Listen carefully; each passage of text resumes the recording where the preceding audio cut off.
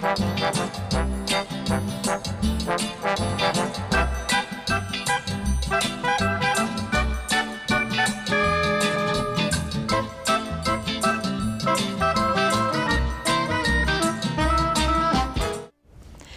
everybody, this is Caroline Sotheby and welcome to Up, Down, and Around Town. All right, a week and a half ago, our mayor at the council meeting mentioned something about a job fair. And you know how I am. When I'm curious, I got to find answers to questions. So I called up Ann, and Ann says, well, we'll have our Deputy Chief, Archie Hamilton, come on. And so here you are. I'm here. So thank you for having me. Thank you for coming. Okay, you have quite a few positions that are going to be open at the police department, so maybe we can get started with that. We do. You know, we're hiring for a records clerk, an ordnance officer, and mainly for 911 dispatchers. Okay. Now, about a year and a half ago, I did have an interview with your dispatchers. And that's a big, complex department, really. Who are you basically looking for? What type of individual do you think might be beautiful in that position? Outstanding question, because that's the question I always have. You know, when we bring in people, the two main characteristics we're looking for is not education. We don't need this person to be refined and completely polished when they come in our doors. We want a good attitude. And we want a good, strong work ethic. If someone has a good, strong work ethic and a good attitude, they can be a very good employee that we found. And with our dispatchers, there's no difference. You know, we need somebody that has a positive outlook on life and somebody that can really multitask. In the job itself, it is complex. It's not like you see on the TV where people are just answering phones. Not at all.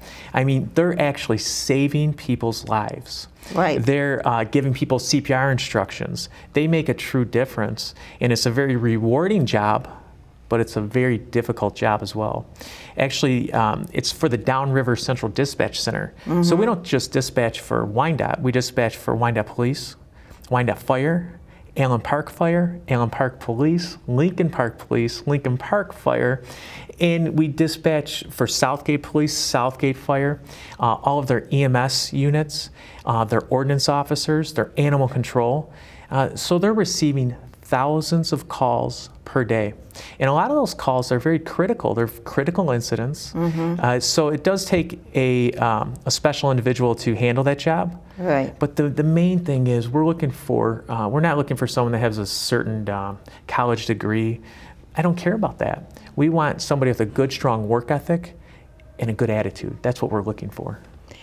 And they can come and apply where? Absolutely. Another good question. You're pretty good at this. I've been here too long. Yes. But I'll tell you what. Yeah, exactly. It's August 21st. Okay. So Saturday, August 21st, between 8 a.m. and noon at the Copeland Center. We're actually going to have a job fair. So the police department will be represented. There's going to be 5 or 6 departments within our city that will be represented, and they're all hiring people. Everybody's has job openings right now, and it's a great opportunity if somebody's looking for employment and to work for a great city. They can come to the Copeland Center on Saturday, and it shouldn't be too difficult. It should be rather brief, I would think.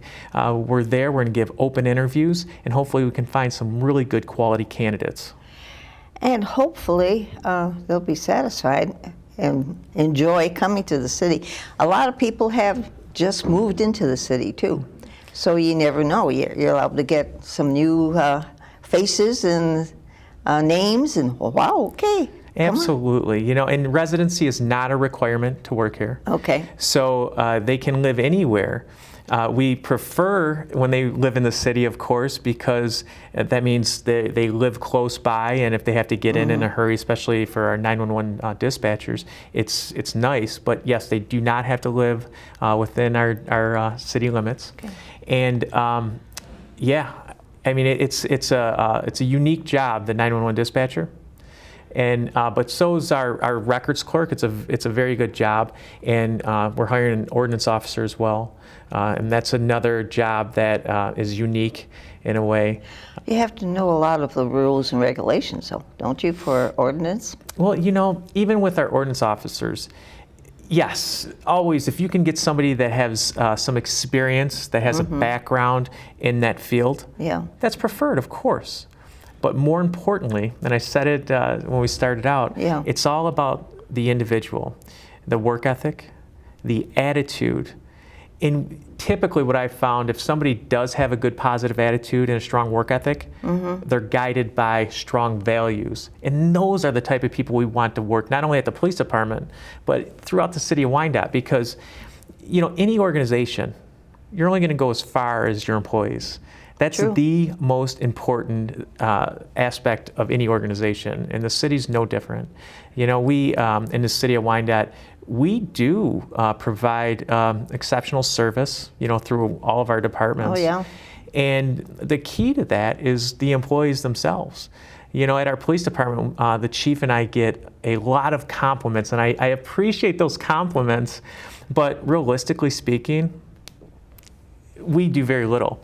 The only thing we should be complimented on is hiring the right people. The real heroes and the ones that are providing the outstanding services, the employees themselves, the police officers, the ordinance officers, the dispatchers, you know, the clerks, everyone behind the scenes. So they're the ones that you know, are the face of our organization. We just simply hire them. That's the trick. If you can hire the Well, right people, then yes, your organization will You have to have that succeed. background. You have to have people that are willing to do what you ask them to do, first of all, and are willing to do it without, like, you know? Yes, and right now, we just want someone willing to work. That's what we're looking for. You know, historically, we would solicit applications for, and I'll use as an example for our 911 dispatch center. And we would put out applications and say, hey, we're hiring. We would get 60 or 70 applicants, good quality applicants, and we would have to, you know, vet those applicants. We would maybe interview, you know, upwards of 30 individuals through that group, and we had a good source of applicants there. That's no longer. In the last year or so, it is very hard to find not only quality applicants, any applicants at all. You know, typically now when we solicit applications, we may get only 2 or 3. A couple weeks later, maybe 1 or 2 will trickle in. But it's not like it was 2 or 3 years ago. Well, I think this COVID situation really goofed up the whole setup. I mean, even waitresses and people in the stores that you normally would go to aren't working there anymore because they're comfortable at home, making this extra money and sitting there. But what happens when all that money disappears and there's no job available for them?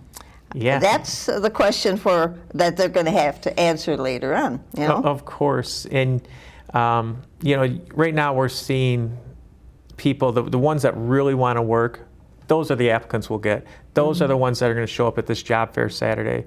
So we know they're serious candidates when they show up at the job fair. And they'll have an opportunity there that may not exist later on when perhaps if those factors are the problem here about the COVID and about receiving extra funds, when that goes away, these jobs will be likely be taken. These are some good jobs. Right. You know, there's a great deal of competition for these type of jobs. So now is the opportunity to get in here while you can. This is, if anyone wants to be a 911 dispatcher, because it is, it's a career. Oh, yeah. And if they want to do that, this is the time. Do it now. And like I said, I was there, so I had an idea what they went through, and I'm thinking, oh, can you imagine after 8 hours of telephone calling and you get involved with the families, especially if there's a real bad emergency. And I had asked her at that one point, when you go home, do you still, think about that? And she says, yes, you often wonder what was the outcome. And you probably ask the policeman later on or the firemen but you would. You're interested in helping someone and you start with base 1. Well, what happened to them after they left your department? Yes, you know, what everyone forgets about is whether they're police officers or 911 dispatchers, they're human. Yeah. So you can't condition yourself. You can condition yourself to deal with traumatic events. You can't condition yourself to shut it off and forget about it. Right. You know, there's not a 911 dispatcher or a police officer or somebody that was in the military that has went through a traumatic event and then shuts it off and forgets completely about it. It just doesn't exist. You know, there's coping, you know, skills that we learn to manage that.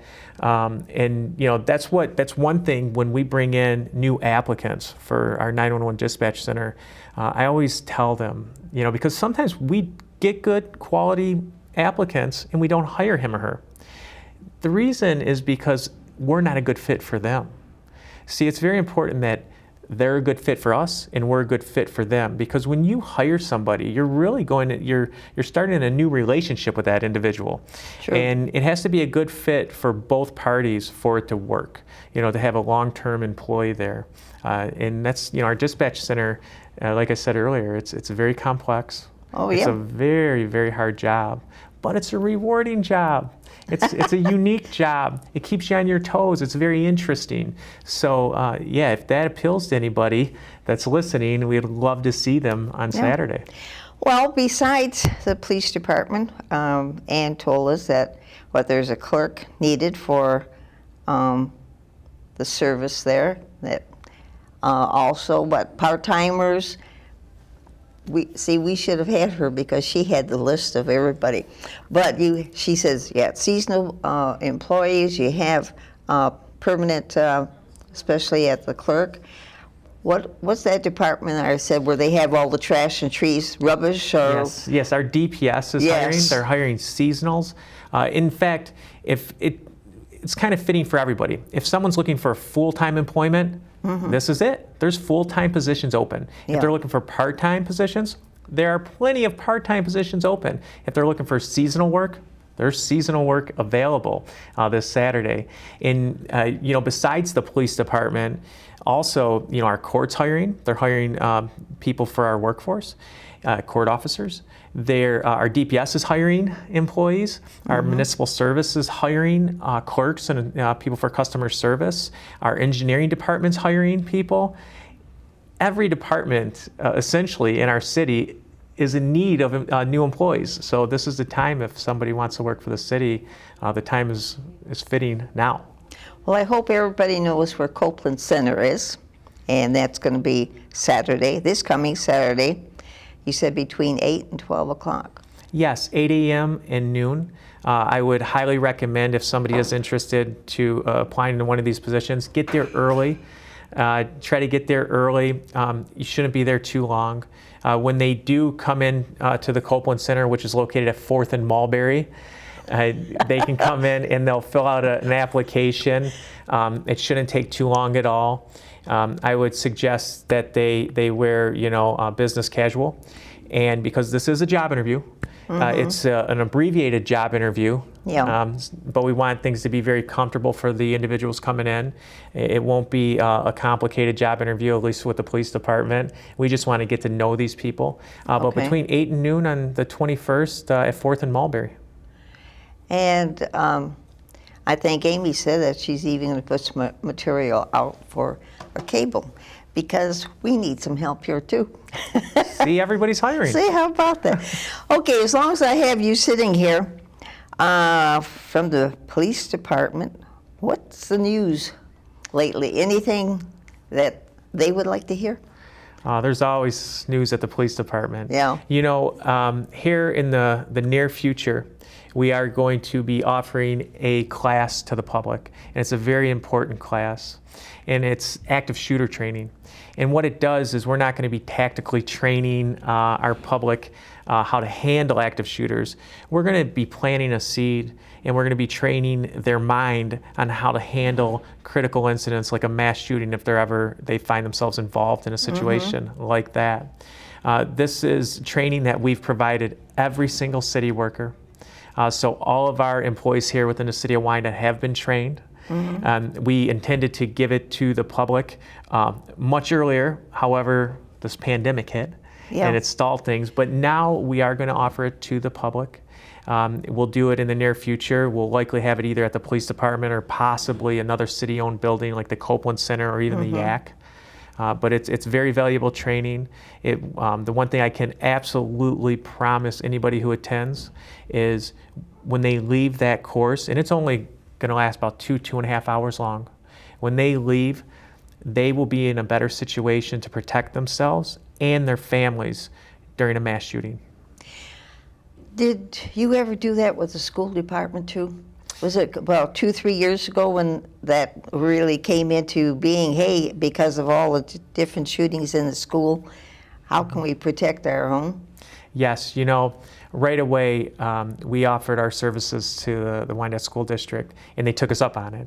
And we Okay. worked with them, and they implemented the ALICE program, which is targeted toward youth. And they've done a wonderful job there at the Wyandotte Public Schools. They've done an excellent job protecting their students and their staff with that ALICE program. And we helped them get the foundation laid, and then we let them take over. This type of training is not ALICE training. That's more geared toward, like I said, the youth, those under 18 and school staff. This training that we're offering is 18 and up. We'll say that. Okay. This is for adults. Some of the things that they will see, they're going to see actual videos of mass shootings. Some of it can be considered graphic, but it's things that we need to see. Because one thing is we hear it on the news, we see it on YouTube, and we know these things exist, but because we're human, we all think, not It's not here. going to happen. That's it. It won't happen to us. But it does. Yeah. And this is a reality check. This will wake a lot of people up how serious this situation is. Because as much as I hate to say it, probably while we're speaking now, there's another mass shooting going on in our country. There's people running for their lives. Those same exact people are saying, they said to themselves earlier this week and last month and last year, it'll never happen to me. But it is happening. In these shootings, these type of events, and when I say shootings, I shouldn't say shootings because we're seeing mass attacks with vehicles. We're seeing it with different kinds of weapons, right? Everybody's familiar with the Boston Marathon. That was an explosive device. So when these things go on, they really affect our society. And if we can start providing this training for the more of the public, we will have a safer place. It will only improve the quality of life for everybody. So this training is extremely valuable, and I don't know if I've mentioned it, but it's only about 2.5 hours long. So if someone can take 2.5 hours out of their day, it's well worth it. Okay. So you're just not sitting behind the desk. You're thinking of all these things. I often wonder, at one time we used to go for CPR classes. What's happening in that division? Anything coming up? Well, not for the public. We don't have anything planned for the public. The experts when it comes to CPR and life-saving techniques, that's our fire department. They do a fantastic job. And if ever anybody really doesn't know and they've never seen our fire department in action, impressive. I'm pushing 19 years here now with the Wyandotte Police Department, and I've seen our fire department, when nobody's looking, they have saved countless lives. They do an amazing job. Yeah. And that's another thing with our city, going back to the job fair. Yeah. We have amazing people in this city. We have very intelligent people in the city, hard workers, and it's a great place to work. It's a great place to live, of course, because of these people. Yeah. And but yes, our fire department, they're the experts when it comes to saving lives, for sure. So then we have to get in touch with them and find out any classes available. I can remember going to them because with us being waitresses, you had to be familiar with, the technique just in case. And I actually had one guy once when I worked at Holiday Inn. I came in and I went to the table and he said, "How you doing?" He said, "I'm not feeling good." He ordered an apple pie, and before he even put the fork in it, we had to call 911. So it can be in any department. It can be in a store or, Yes. recreation department. So In these type of events, whether it's somebody passing out in front of you because they stop breathing, or they start choking, right? Or there's a mass shooting. These type of incidents, you can't predict them. When they happen now, happen, that's- it happens in the moments that you're not expecting. You could be at the mall, right, doing Yeah. your Christmas shopping. If people go to the mall anymore, I'm not sure, but you could be. And you could be maybe at an art fair. You could be at another event that we have here in the city. You could be anywhere. And that's why when we offer this type of training to the public, we don't just offer it to residents in the city of Wyandotte. That would be selfish if we did that. We offer it to all of the public because when we're at these public events, there's people from everywhere. Right. And the more people with this knowledge and the skill set, the safer we will be. When because part of the active shooter training is self-awareness, situational awareness. You have to be aware of your surroundings, and often we are not. That's, Right. we are so sidetracked with our daily events and our tasks that we have to perform. But when we start looking at the world in a different way, we see things that are alarming sometimes. You brought my vision in, I think it was about 2-3 years ago, with a concert with a similar situation. And they mentioned after that, make sure your surroundings, where your exits are, wherever you're going, because if you have to fly, you know which direction. Yeah, and that's actually, I'm glad you brought that up. That concert, actually, in the class, I'll go over the concert, and what you're referring to is Las Vegas, Yeah. that mass shooting. That was a terrible situation, but law enforcement learned a lot from that. There were nearly 500 individuals shot, not just injured, Yeah. but shot. Yeah. And it was because the shooter had the location of the shooter. It was so hard to see. It's nighttime. You have all these tall buildings. He's up in a window. And law enforcement before that day never really thought of that. Now, when we have these big events, we are thinking of that. And we're thinking, where could a shooter go? And we're trying to anticipate that and trying to eliminate that position for a potential shooter. In fact, there's a lot of behind the scenes work that goes into any kind of major event. And I know most people want to go to the art fair and they want to go to the wine crawl and they want to go to these things, and good, we want them to enjoy it. They go there and all they're thinking about, it's been a tough week, I'm going to have some fun. But what we're thinking about is preventing tragedy. And we take a lot of measures that I won't get into in depth because we need to keep that under our vest. But there's a lot of measures, a lot of things behind the scenes that people don't know and people don't see, so we can ensure their safety. Okay. I don't know how much time we have left, but I guess as long as Amy's given us 5. So we started with the art fair. Not the art fair, Hey, we can talk about the art fair, though. Fantastic event. Yeah. Hey, it turned out nice. Yeah, the job fair, right? Okay, job fair. Police department, you have clerks needed, you need part-time people, you need seasonal people, full-time. Yes, and one thing I want to say is, it's been a struggle to hire anybody right now, and it's hard to find quality candidates, and that's why this job fair is going on. This is the first time we ever offered a job fair. Yeah. Because we didn't need to. Everybody came to us, but now we're not seeing that anymore. So I'd have to credit Ann Gowdy, who's in charge of our human resource department. Outstanding job. She thought outside the box, and she came up with a strategy, that we can get some good quality applicants in here. And Ann Gowdy and Heather Zager with our city, they actually are the ones that developed this idea. So I do want to credit them. They did think outside the box, and hopefully it works. Well, at least we'll find out. It's We this will. Saturday, Copeland Center, 4th Mulberry, like you said, between 8 and 12. Hey, I'm glad you came on. You'll be coming on some other time again and inform us about other projects going on. Hey, I'll come on weekly if you want me. Okay, but absolutely I will.